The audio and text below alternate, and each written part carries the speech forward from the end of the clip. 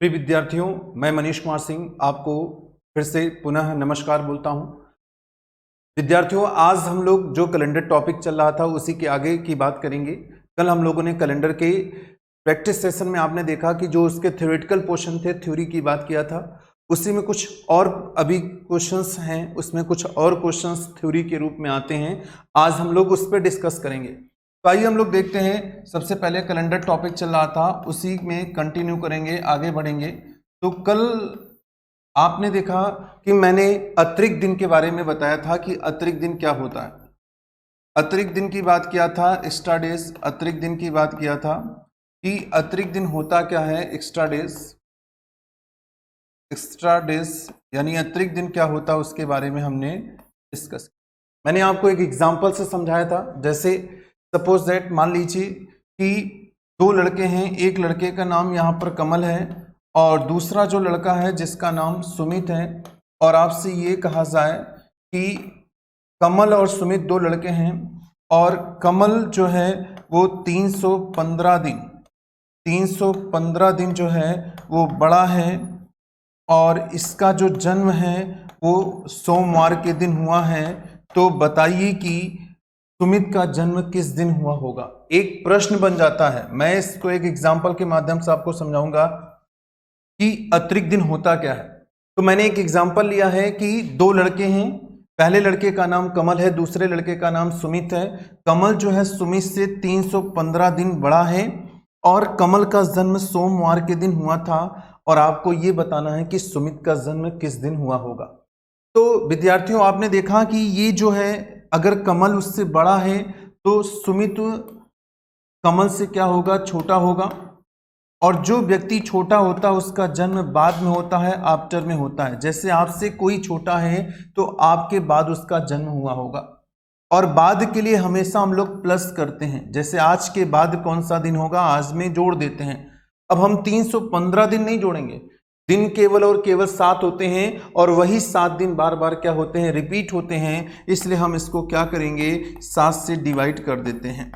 अगर हम 7 से डिवाइड करते हैं तो आपने देखा 7 चौक 28 होता है, 3 बचा 35 हो गया, यानी 7 बचे 35 हो गया और 0 बचा 0/7 हो गया। तो आपने ये देखा कि ये व्यक्ति जो है 45 सप्ताह और 0 दिन बड़ा है। और आपको ये पता है कि आज जो दिन है वही 1 सप्ताह बाद, 2 सप्ताह बाद, 3 सप्ताह बाद, 4 सप्ताह बाद, यानी 50 सप्ताह बाद भी जाएंगे तो आज का ही दिन आपको मिलेगा।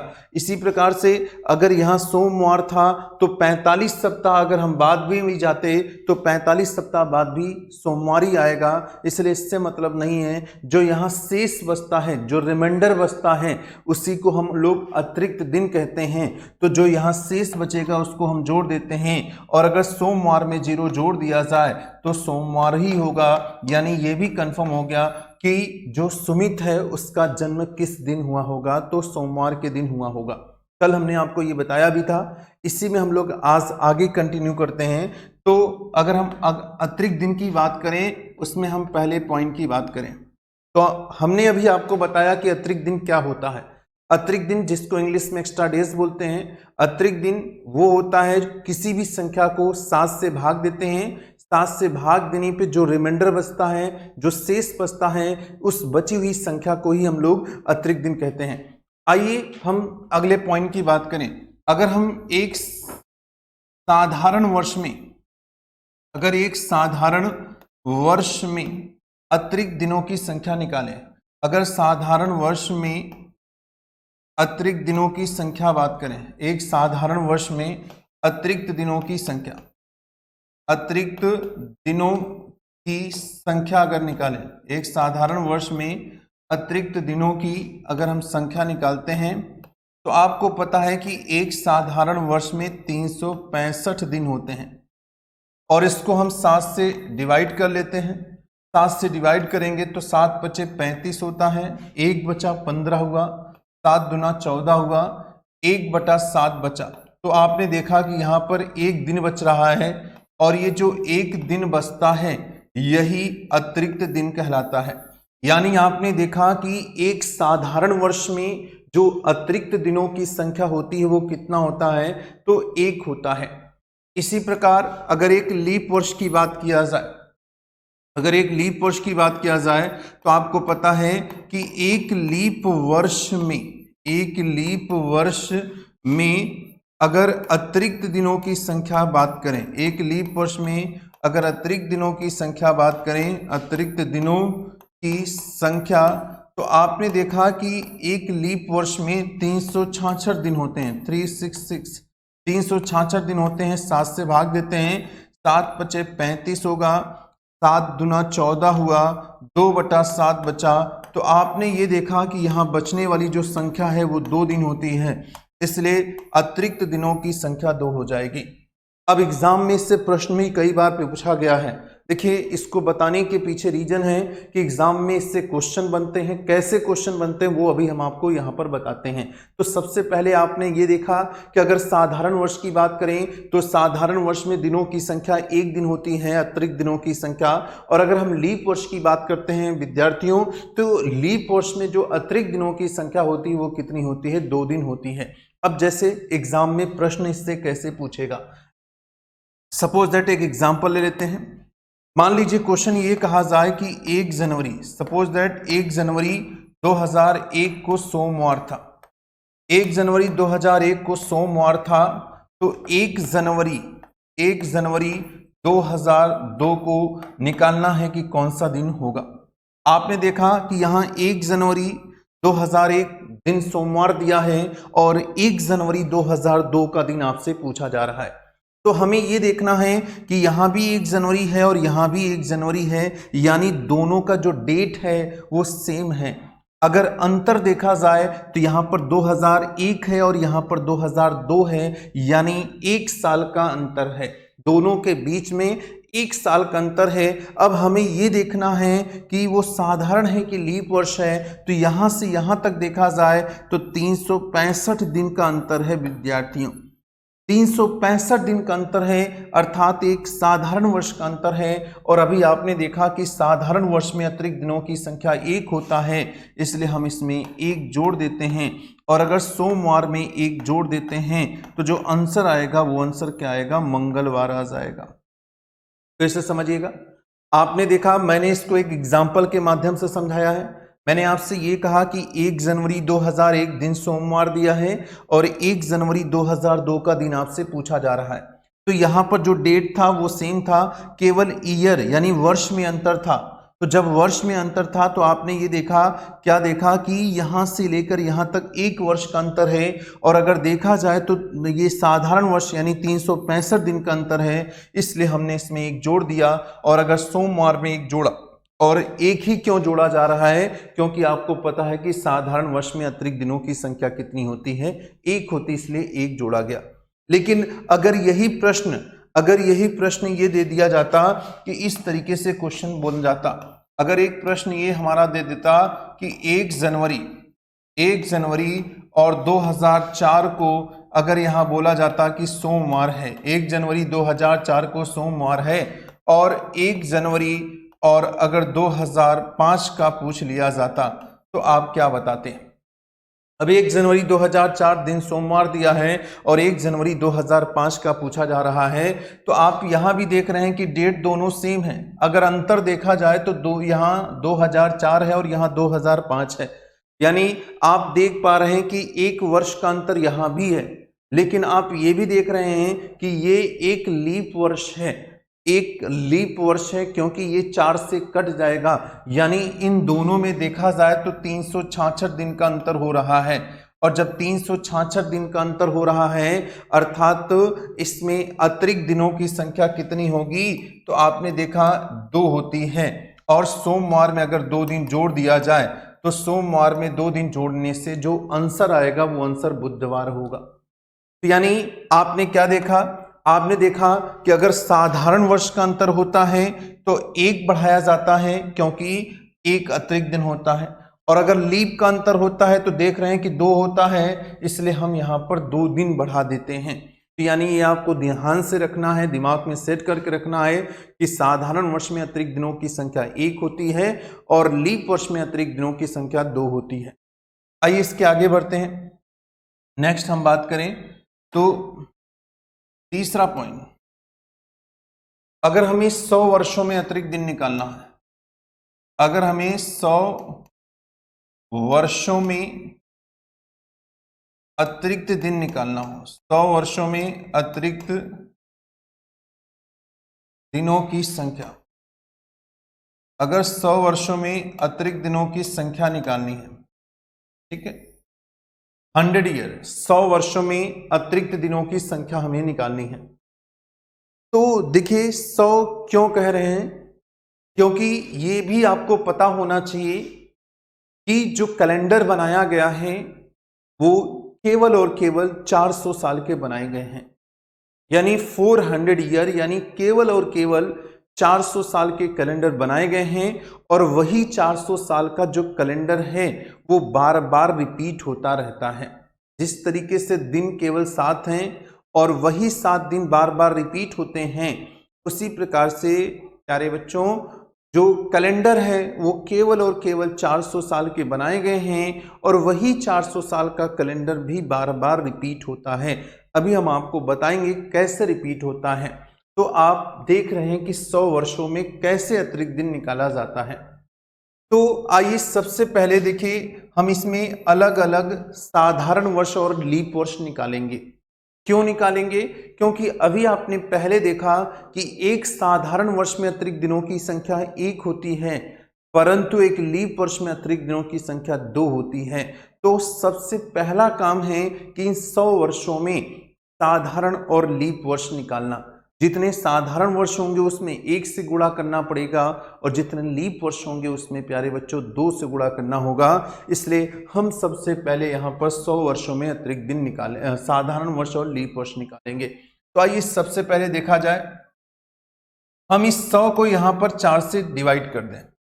अगर हम 100 को 4 से डिवाइड करते हैं तो आपने देखा कि 25 बार जा रहा है।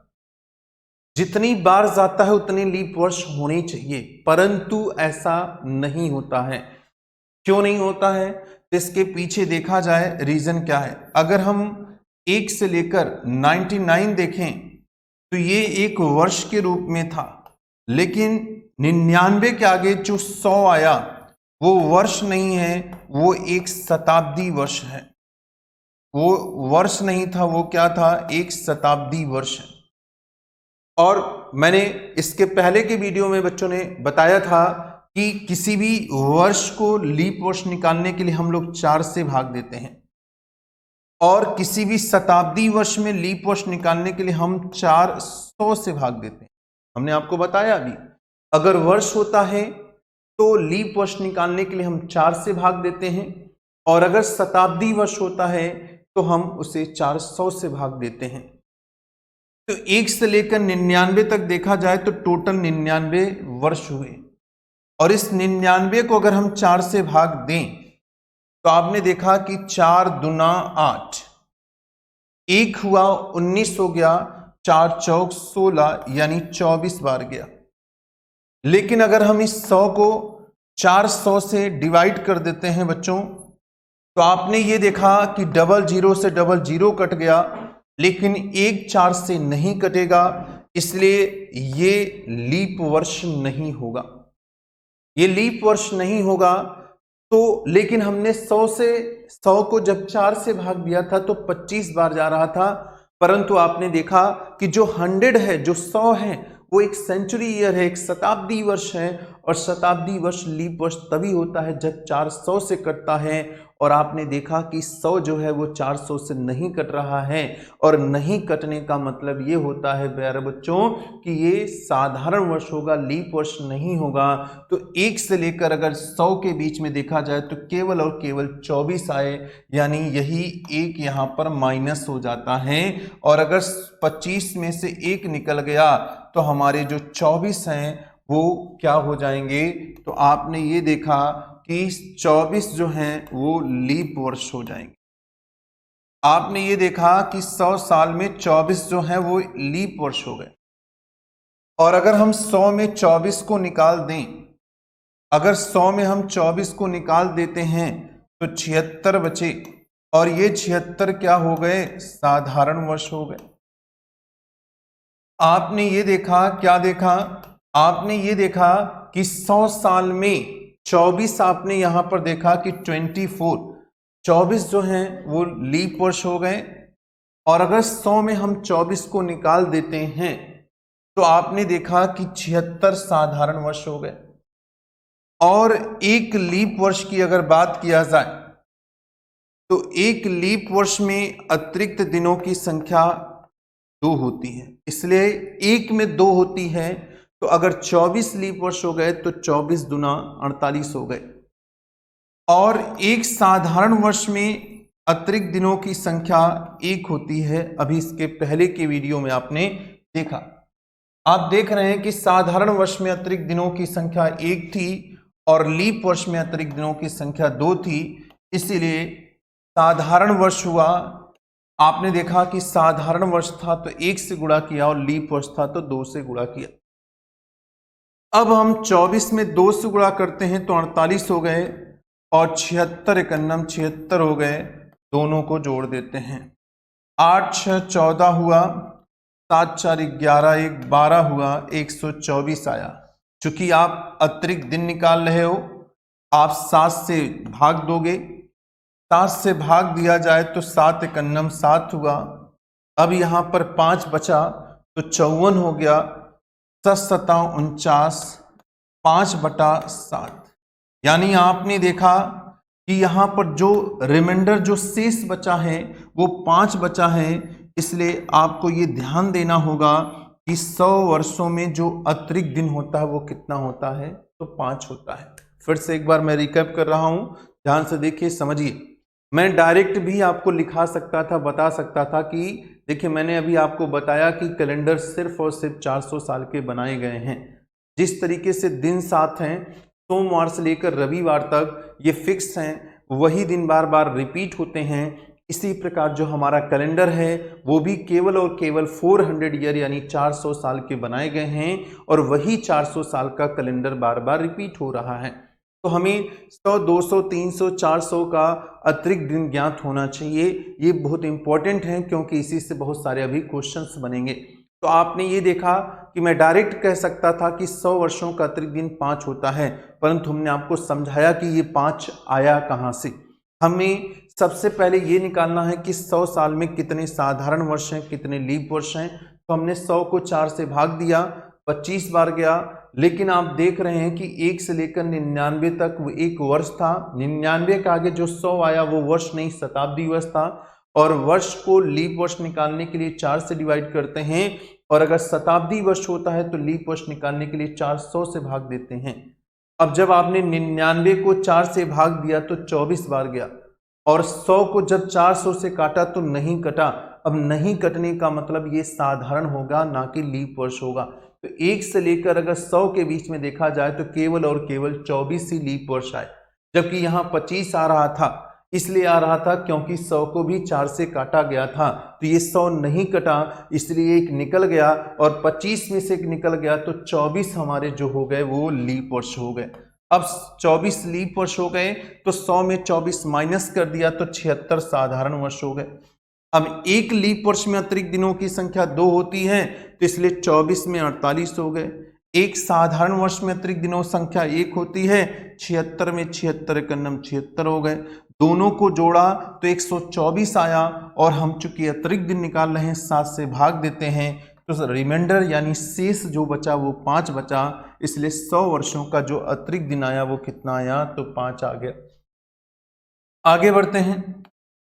अगर हम 200 वर्षों की बात करते हैं, अगर हम 200 वर्षों की यहाँ बात करें कि 200 वर्षों में अतिरिक्त दिनों की संख्या, 200 वर्षों में अगर हमें अतिरिक्त दिनों की संख्या निकालनी है, 200 वर्षों में अतिरिक्त दिनों की संख्या, अतिरिक्त दिनों की संख्या, तो आपने ये देखा कि 200 वर्षों में अतिरिक्त दिनों की संख्या निकालना है।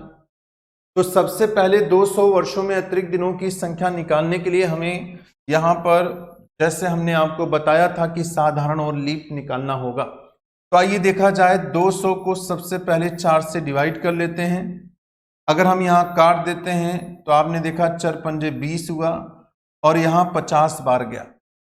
जितनी बार जाता है उतने ही लीप वर्ष होने चाहिए, परंतु आप देख पा रहे हैं कि 1 से लेकर 200 तक, 1 से लेकर 200 के बीच में इसमें 2 शताब्दी हैं, एक 100 है और एक 200 है।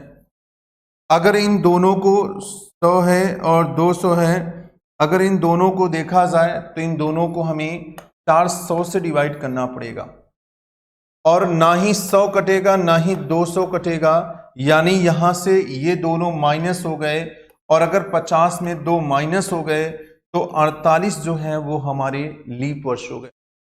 ये बच्चों ये 2 माइनस कहां से हो रहा है, तो ये यहां से माइनस हो रहा है। एक 100 और एक 200 यानी 2 माइनस हो गए, क्योंकि इन 100 और 200 को भी 4 से काटा गया था तो कट रहे थे, तभी 50 बार गया था। परंतु आपको मैंने कल बताया भी था और अभी भी समझाया कि कोई भी शताब्दी वर्ष लीप वर्ष तभी होता है जब 400 से कटता है। तो ना तो 100 कटा ना ही 200 कटा, यानी ये दोनों 400 से नहीं कटे, इसलिए 2 माइनस हो गया, और 50 में 2 माइनस हो गया तो 48 जो हो गए वो हमारे लीप वर्ष हो गए। यानी आपने देखा कि 200 वर्षों में 48 जो है वो एक लीप वर्ष हो गए, और अगर 48 लीप वर्ष हो गए तो इसमें निकाल दिया जाए तो बचे कितने, 152, जो कि हमारे साधारण वर्ष हो गए।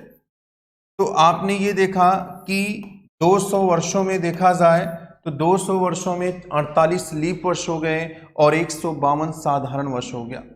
और इसके पहले देखा था कि एक लीप वर्ष में अतिरिक्त दिनों की संख्या 2 थी, और एक साधारण वर्ष में अतिरिक्त दिनों की संख्या 1 थी, इसलिए इसमें 1 से गुणा कर दिया और इसमें 2 से गुणा किया।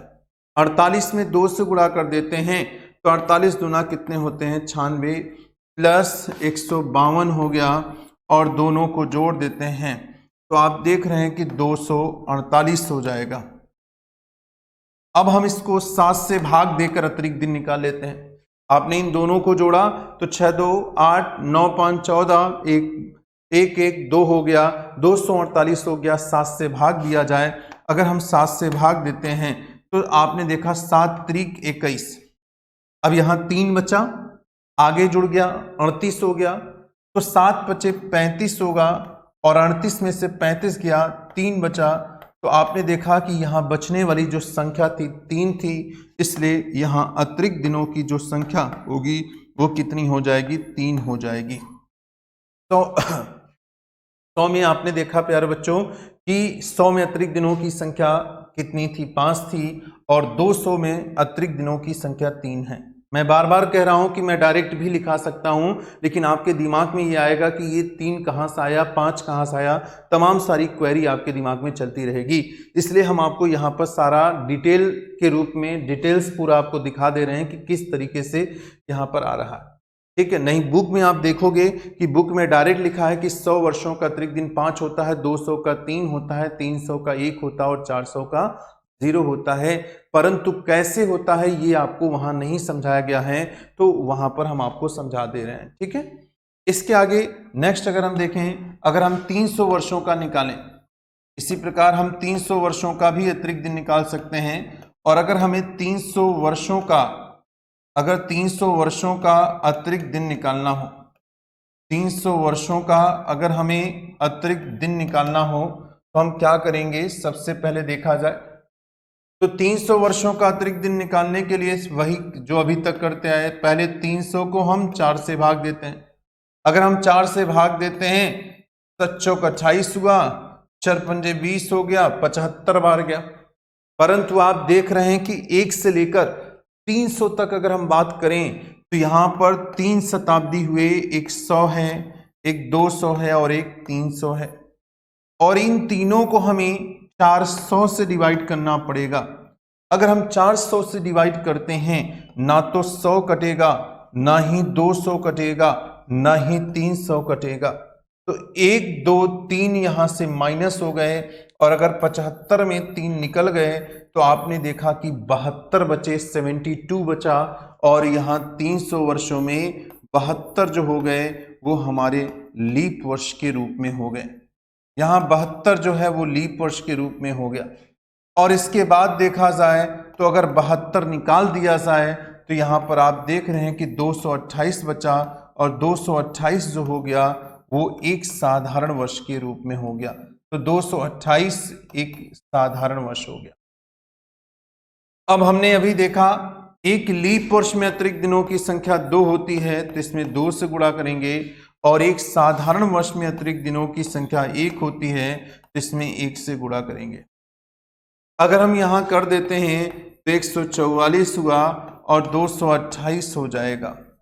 अगर हम दोनों को जोड़ देते हैं तो इन दोनों को जोड़ा जाए तो 8 4 12 होगा, 4 2 6 1 7 होगा, 2 और 3 होगा। अब हम इसको 7 से डिवाइड कर लेते हैं। अगर हम 7 से डिवाइड करते हैं तो 7 बचे 35 हुआ, 2 बचा 22 होगा, 7 त्रिक 21 हुआ, 1/7 हुआ। तो आपने देखा कि बचने वाली जो संख्या हो गई वो कितनी हो गई बच्चों? 1 हो गई। इसलिए 300 वर्षों में अतिरिक्त दिनों की संख्या कितनी हो जाएगी? 1 हो जाएगी। सारा कुछ यहां हम आपको डिटेल समझा रहे हैं कैसे आ रहा है। आपने देखा कि 300 को पहले हमने 4 से भाग दिया तो 75 बार गया, परंतु आपको पता है कि यहाँ जो 100 200 300 है, यानी ये जो 3 शताब्दी हैं, इन तीनों को भी 4 से डिवाइड किया था, इसलिए 75 बार गया है, 75 बार गया है। परंतु आपको पता है कि ये तीनों जो हैं साधारण लीप वर्ष तभी होते हैं जब ये 400 से कटते हैं, तो तीनों नहीं कटे, इसलिए 3 माइनस कर दिया। 75 में 3 निकल गया, 72 बचे, और 300 में 72 लीप वर्ष हो गए, तो 300 में 72 माइनस किया तो 228 साधारण वर्ष हो गए। एक लीप वर्ष में अतिरिक्त दिनों की संख्या 2 होती है और एक साधारण वर्ष में 1 होती है, तो 1 से और 2 से गुणा किया गया। इन दोनों को गुणा किया गया तो 144, इनका किया 228, दोनों को जोड़ा 372। चूंकि अतिरिक्त दिन निकालने हैं, 7 से भाग दिया तो 53 से 1/7 यानी 1 बचा, तो अतिरिक्त दिनों की संख्या कितनी हो जाएगी? 1 हो जाएगी। और अंतिम है चौथा पॉइंट देखा जाए, यानी 400 वर्षों का अतिरिक्त दिन। अगर हम 400 वर्षों का अतिरिक्त दिन निकालें, 400 वर्षों का अतिरिक्त दिन, 400 वर्षों का अगर अतिरिक्त दिन निकाला जाए, 400 वर्षों का अगर हम अतिरिक्त दिन निकालते हैं तो हम क्या करेंगे? ध्यान से देखें। 400 वर्षों का निकालें तो सबसे पहले क्या करेंगे? 400 को 4 से डिवाइड कर देते हैं, तो आपने देखा कि 100 टाइम्स आ रहा है, 100 बार जा रहा है। परंतु आप देख रहे हैं कि इसमें 100, इसमें 200, इसमें 300 और 400, ये चारों शताब्दी हैं, और इन चारों को हमें 400 से डिवाइड करना पड़ेगा। ना ही 100 कटेगा, ना ही 200 कटेगा, ना ही 300 कटेगा, परंतु 400 से कट जाएगा। तो आपने देखा कि बच्चों 3 ऐसे थे जो नहीं कटे, इसलिए 100 में 3 माइनस कर दिया जाए, और अगर 100 में 3 माइनस करते हैं तो 97 टाइम गया। और ये भी इंपॉर्टेंट क्वेश्चन है, कई बार पेपर में पूछा गया है, ये हमें ध्यान देना है। दोस्तों ये पूछा गया है कि 400 साल में कितने बार फरवरी का महीना 29 का होगा, या इसी क्वेश्चन को इस तरीके से पूछ लेगा कि 400 वर्षों में कितने लीप वर्ष होंगे। तो लीप वर्ष मतलब फरवरी का महीना 29 का, क्योंकि एक साधारण वर्ष और एक लीप वर्ष में केवल एक ही अंतर होता है कि लीप वर्ष में फरवरी 29 की होती है, बाकी सारे महीने सेम होते हैं। तो फरवरी 29 कह लिया जाए या लीप वर्ष कर लिया जाए, दोनों एक ही बात है। और लगभग 4 से 6 बार ये क्वेश्चन पेपर में आया है कि 400 वर्षों में कुल फरवरी का महीना कुल कितनी बार आएगा। तो जो आंसर होना चाहिए वो 97 बार होगा, यानी 97 बार। आपने भी देखा कि 400 वर्षों में लीप वर्ष जो हो गए वो 97 बार लीप वर्ष हो गए। और अगर हम 400 में 97 निकाल देते हैं तो 303 बचे, और ये 303 हमारे साधारण वर्ष हो गए, 303 हमारे साधारण वर्ष हो गए। और एक लीप वर्ष में अतिरिक्त दिनों की संख्या 2 होती है और एक साधारण वर्ष में अतिरिक्त दिनों की संख्या 1 होती है। अगर हम इसमें मल्टीप्लाई कर दें, 7 दूना 14, 9 दूना 18, 1 19 होगा, और यहाँ 303 हो जाएगा। अगर हम दोनों को जोड़ देते हैं तो आपने देखा 4 3 7 होगा, 9 हो गया, और यहाँ पर 4 हो जाएगा। अब डिवाइड कर दीजिए 7 से, तो आप देखा 7 7 49 होगा, 7 1 7, 0/7 होगा। आपने देखा कि बचने वाली जो संख्या थी वो कितनी बची? 0 बची। तो यानी 400 वर्षों में अगर अतिरिक्त दिन पूछा जाए तो 0 होगा। तो ये तो हमने आपको डिटेल बताया, लेकिन इसको आपको ध्यान रखना है क्योंकि ये कैलेंडर की जान है प्यारे बच्चों। इसी से बहुत सारे क्वेश्चंस बनेंगे, पूरी न्यूमेरिकल बनती है, इसी से कोई दिन निकाला जाता है। ये इंपॉर्टेंट है। क्या इंपॉर्टेंट था, एक बार मैं यहां से पूरा शॉर्ट में लिख देता हूं, ये आपको जरूर याद होना चाहिए। क्या कि 100 वर्षों में अतिरिक्त दिन, अगर हम 100 वर्षों में अतिरिक्त दिन देखें, 100 वर्षों में अतिरिक्त दिन या 200 वर्षों में, 200 वर्षों में अतिरिक्त दिन, 200 वर्षों में अतिरिक्त दिन, या फिर 300 वर्षों में, 300 वर्षों में अतिरिक्त दिन, या फिर 400 वर्षों में अतिरिक्त दिन। तो आपने क्या देखा, आपने ये देखा कि 100 वर्षों में जो अतिरिक्त दिन था, आपने ये देखा कि जो 100 वर्षों में अतिरिक्त दिन था कितना था, तो 100 वर्षों का अतिरिक्त दिन आपने 5 देखा।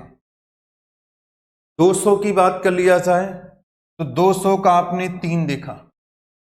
300 की बात किया जाए प्यारे बच्चों तो 1 होता है, और अगर 400 की बात कर लिया जाए तो 0 होता है।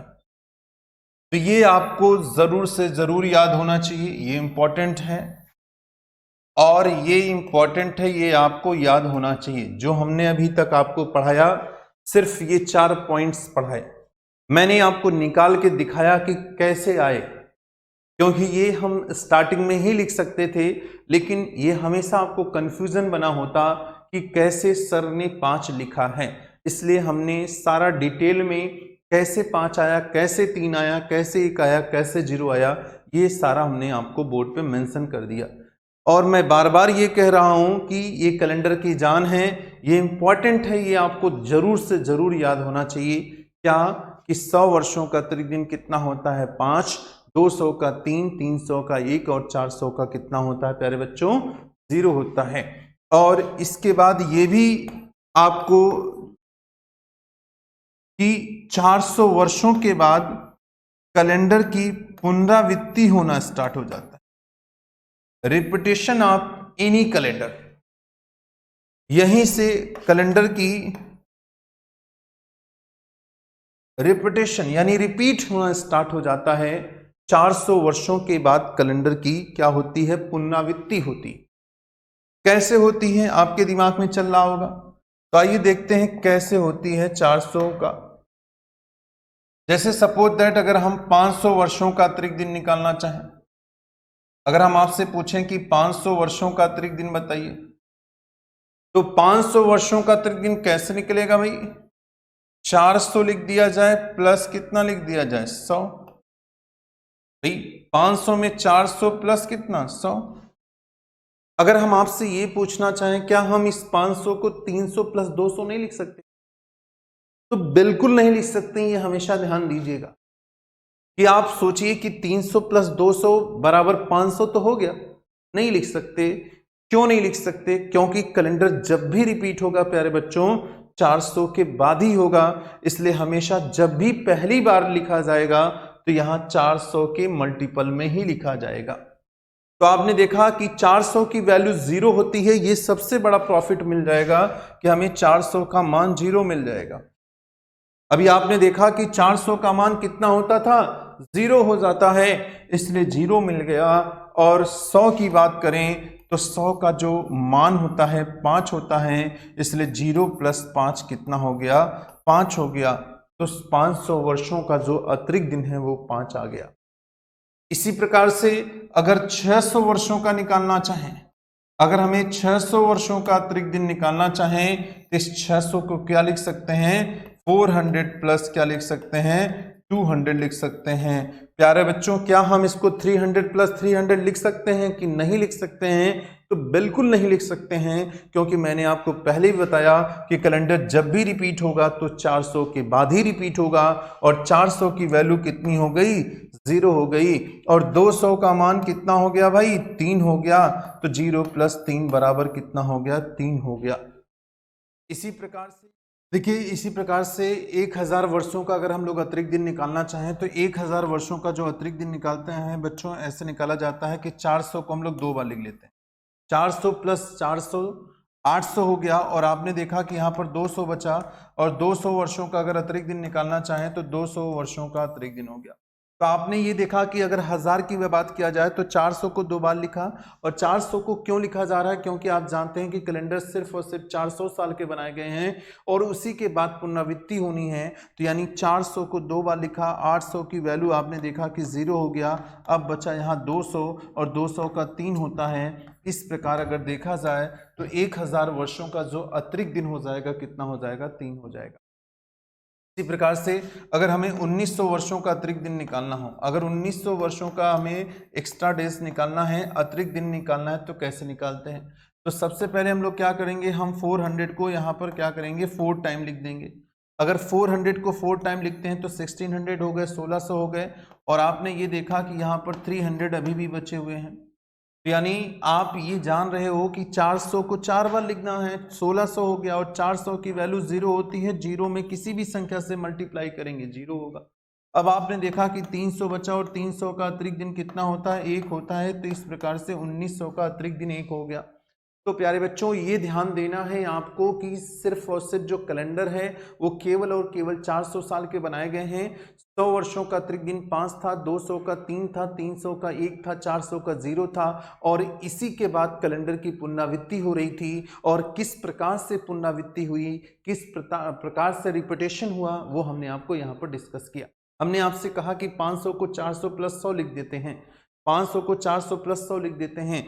जैसे कुछ लोगों के दिमाग में होगा कि 300 प्लस 200 भी लिख सकते हैं, तो बिल्कुल नहीं लिख सकते हैं। क्यों? क्योंकि कैलेंडर कभी भी रिपीट होगा तो 400 के बाद ही रिपीट होगा, और 400 की वैल्यू 0 होती है। इसलिए यहाँ पर हमेशा और हमेशा 400 से स्टार्ट किया जाता है। तो 500 में 400 का 0 हो गया, बचा 100, 100 का 5 हो गया। इसी प्रकार से 600 का आपने देखा कि 400 का 0 हो गया, 200 बचा, 3 हो गया। 1000 की बात करें तो 4 दूना 800 का 0 हो गया, बचा 200, और 200 का कितना हो गया? 3 हो गया। और 1900 का निकालना चाहें तो 400 को 4 बार लिखा, 1600 का 0 बचा 300, और 300 का कितना हो गया बच्चों? तो 1 हो गया। तो ये आपका अतिरिक्त दिन हो जाएगा। अब आइए इसी प्रकार से हम लोग आगे बात करते हैं किसी भी शताब्दी वर्ष का कैसे हम लोग निकालते हैं। ठीक है, कैसे हम लोग निकालेंगे, ये सारी चीजें हैं। ठीक है, तो हम किसी भी शताब्दी का अतिरिक्त दिन निकालना है हमें। आइए हम लोग बात करें यहाँ पर शताब्दी वर्ष का अतिरिक्त दिन निकालना। ठीक है, तो हम सबसे पहले यहाँ पर शताब्दी लिखेंगे, शताब्दी वर्ष लिखेंगे, शताब्दी वर्ष। फिर उसके बाद यहाँ पर हम लोग प्रथम दिन की बात करेंगे, प्रथम दिन। फिर उसके बाद हम लोग यहाँ पर अंतिम दिन की बात करेंगे, प्रथम दिन, अंतिम दिन। और फिर यहाँ पर हम लोग अतिरिक्त दिन की बात करेंगे,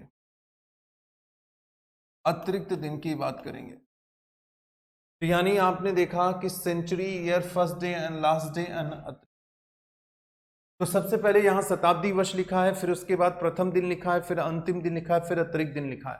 तो आइए हम लोग देखते हैं किसी भी शताब्दी वर्ष का कैसे हम लोग प्रथम और अंतिम दिन निकालते हैं, यहाँ पर ध्यान देंगे। तो आइए देखा जाए, सबसे पहले यहाँ पर पहली शताब्दी लिखा जाए, पहली शताब्दी। फिर इसके बाद हम लोग दूसरी शताब्दी की बात करें तो दूसरी शताब्दी हो गया। फिर यहाँ पर तीसरी शताब्दी की बात किया जाए, तीसरी हो जाएगा। और फिर यहाँ पर चौथी शताब्दी। तो आइए देखिए, पहली शताब्दी का मतलब क्या होता है? पहली शताब्दी का मतलब 1 से लेकर 100 साल, यानी आपने देखा कि जो पहले 100 साल थे वो पहली शताब्दी में हो गया। दूसरे की बात करें तो 101 से लेकर यानी 200, यानी जो दूसरा 100 साल था वो हो गया।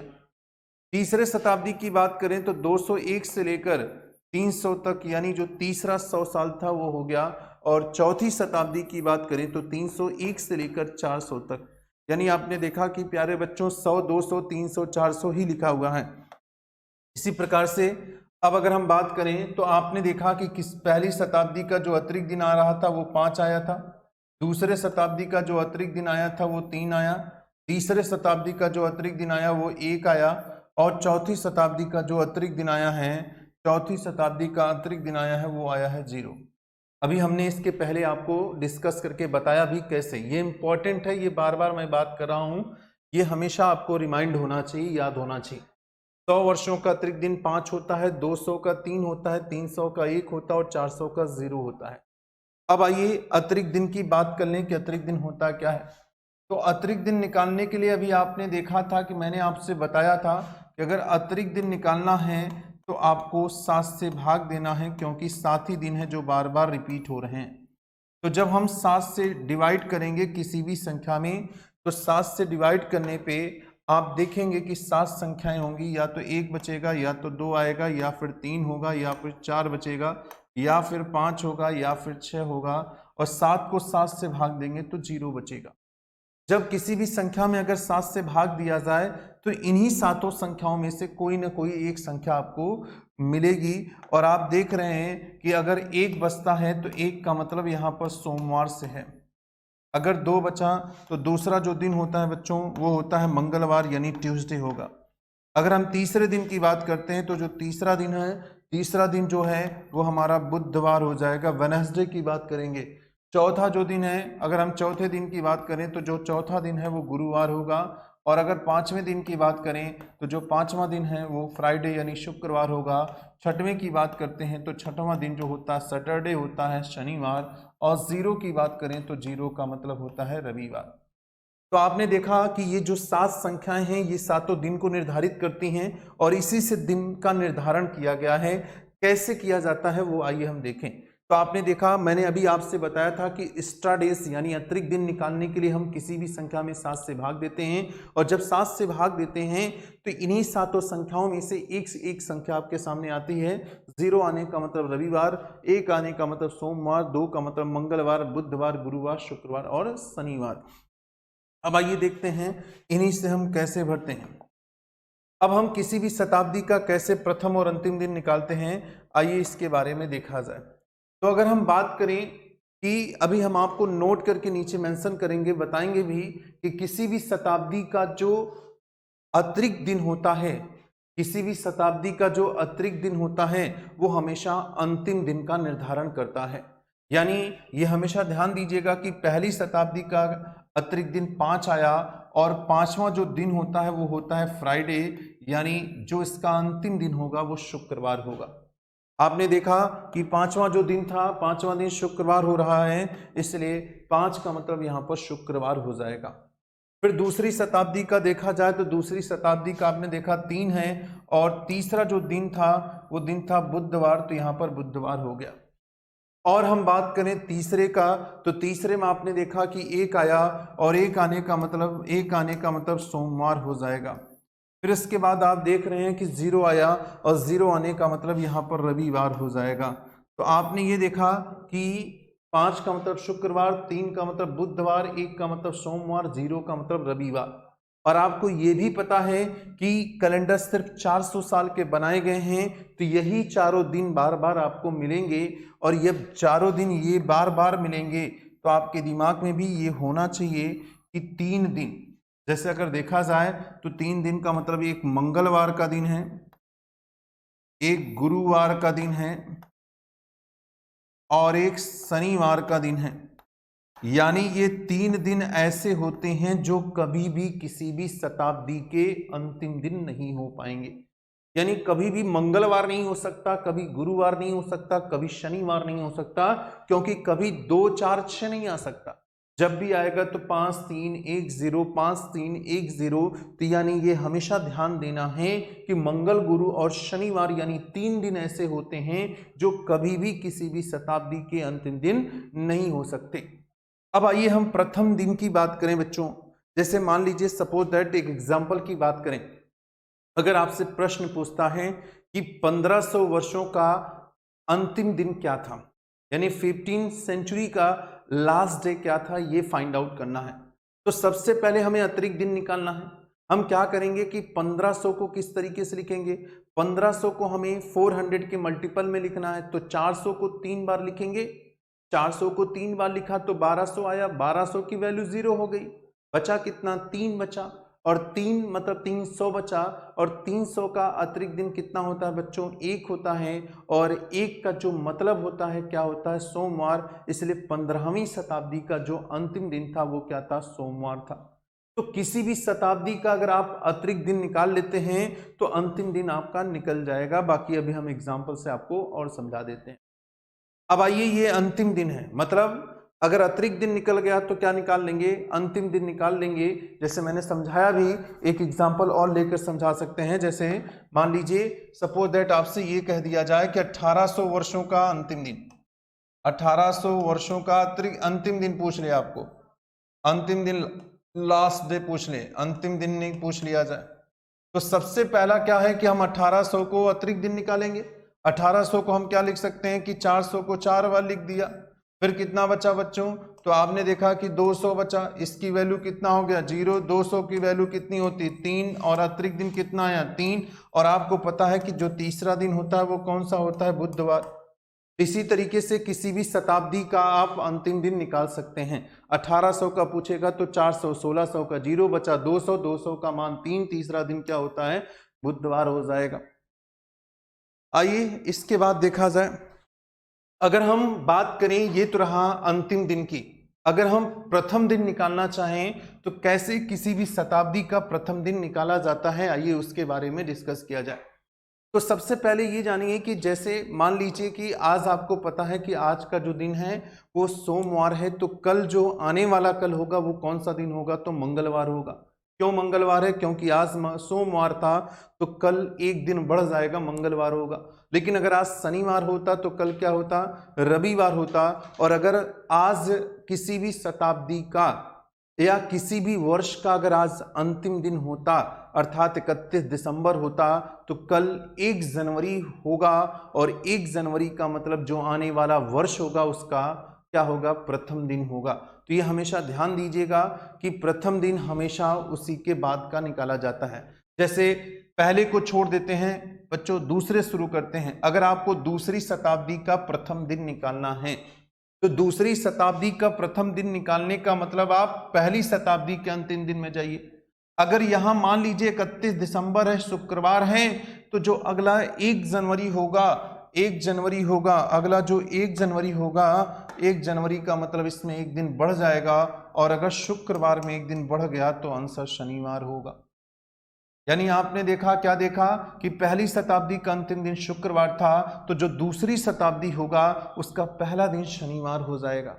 इसी प्रकार तीसरे का पूछेगा तो दूसरी शताब्दी का अंतिम दिन बुधवार था, और बुधवार में एक दिन बढ़ा दीजिए, और अगर बुधवार में एक दिन बढ़ाएंगे तो गुरुवार हो जाएगा। अगर हम चौथी की बात करें तो तीसरे में एक दिन बढ़ा दीजिए, और अगर सोमवार में एक दिन बढ़ा देते हैं तो सोमवार में एक दिन बढ़ाया तो मंगलवार हो जाएगा। इसी प्रकार अगर हम पांचवें का पूछते हैं तो रविवार में एक बढ़ा दीजिए, सोमवार होगा, और आपको पता है कि पहला और पांचवा रिपीट होगा, क्योंकि 400 वर्षों के बाद पुनरावृत्ति होती है, रिपीटेशन होता है, इसलिए सोमवार रविवार में एक दिन बढ़ा दिया तो यहाँ पर सोमवार हो गया। ध्यान दीजिएगा कैसे आया, शुक्रवार के बाद शनिवार, बुधवार के बाद गुरुवार, सोमवार के बाद मंगलवार, रविवार के बाद सोमवार। और आपने ये देखा, क्या देखा बच्चों कि यहाँ पर भी 3 दिन ऐसे होते हैं। जैसे एक आपको बुधवार का दिन है, जैसे आप देख रहे हैं एक शुक्रवार का दिन है, और एक आप देख रहे हैं कि रविवार का दिन है। ये 3 दिन ऐसे होते हैं जो किसी भी शताब्दी वर्ष के कभी भी प्रथम दिन नहीं होंगे। यानी बुधवार, शुक्रवार और रविवार, ये 3 दिन ऐसे होते हैं जो कभी भी किसी भी शताब्दी वर्ष के क्या नहीं हो सकते हैं, तो प्रथम दिन नहीं हो सकते हैं। तो कभी भी किसी भी क्वेश्चन को निकालना है, इसी प्रकार से सारे क्वेश्चन निकल जाएंगे।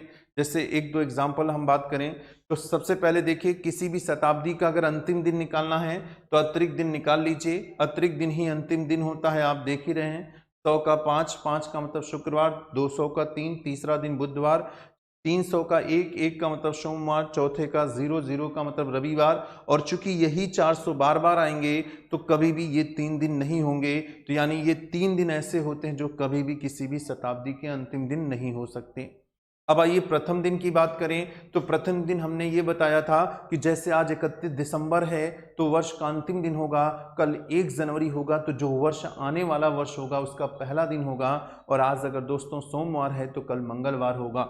इसी प्रकार से अगर हम दूसरी शताब्दी का पहला दिन निकालना चाहते हैं तो पहली शताब्दी के अंतिम दिन में एक बढ़ा देते हैं, और शुक्रवार में एक बढ़ाया तो शनिवार आया। तीसरे का निकालेंगे तो दूसरे में एक बढ़ाइए, बुधवार में एक बढ़ाया तो गुरुवार आया। चौथे का निकालना है तो तीसरे में एक बढ़ाएंगे, सोमवार में एक बढ़ाएंगे, मंगलवार आया। और अगर पहले का निकालना है तो पहला यानी 5वां होता है, रविवार में एक बढ़ाने पे सोमवार आता है तो सोमवार हो गया। जैसे अगर मान लीजिए पेपर में क्वेश्चन बन जाए, अगर आपसे क्वेश्चन पूछ लिया जाए, क्वेश्चन ये पूछा जाए कि 15वीं शताब्दी यानी 15वीं शताब्दी का अगर आपको प्रथम दिन पूछ ले, 15वीं शताब्दी का अगर पहला दिन पूछ लेता है, फर्स्ट डे पूछ लेता है, तो 15वीं शताब्दी का प्रथम दिन कैसे निकालते हैं वो देखते हैं। तो सबसे पहले हम क्या करेंगे, अगर 15वीं शताब्दी का निकालना है, क्या निकालना है, अगर हमें प्रथम दिन निकालना है तो हम सबसे पहले 1500 के पहले चले जाते हैं। और 1500 के पहले क्या आता है, 1400 होता है। और 1400 को किस तरीके से लिख सकते हैं, 400 को 4 बार लिख पाएंगे, नहीं लिख सकते हैं, इसलिए 400 को कितनी बार लिखना पड़ेगा, 3 बार लिखना पड़ेगा।